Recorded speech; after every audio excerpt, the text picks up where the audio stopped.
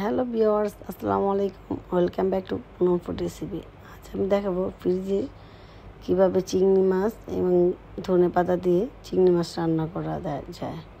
এখানে আমি ফ্রিজের পেঁয়াজ নিয়েছি। পেঁয়াজগুলো কিন্তু ফ্রিজে থাকার সাথে সাথে কিন্তু দিয়ে একটু বাদামি রং করে ভেজে নিতে হবে।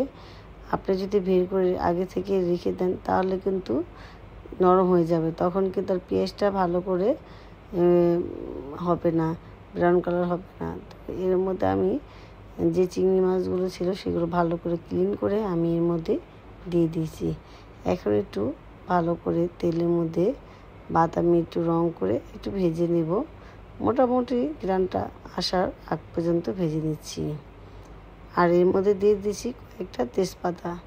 মনে হলো একটু তেলটা কম, তাই একটু তেল দিয়ে দিয়েছি।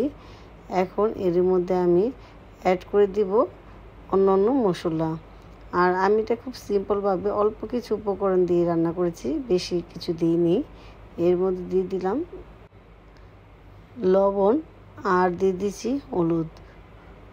আর এখানে কিন্তু আমি আরেকটা জিনিস দেব, আমি আগে থেকে পেঁয়াজগুলো বেরেস্তা করে আমি ছোট ছোট কৌটার মধ্যে ডিপ ফ্রিজে রেখে দিই। আমি সেখান থেকে তেল সহকারে ব্লেন্ডার বিট করে আমি রেখে দিই। আমি সেখান থেকে আমি অল্প একটু পেঁয়াজ বেরেস্তা নিয়ে পেঁয়াজ বাটা নিয়ে আমি এর মধ্যে দিয়ে দিয়েছি। দিয়ে এখন আমি ভাজা করে ভেজে নিয়েছি।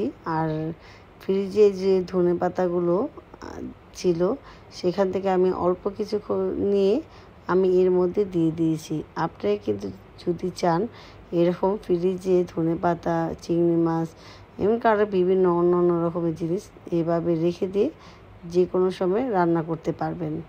তো ভিডিওটা ভালো লাগলে লাইক, সাবস্ক্রাইব করবেন।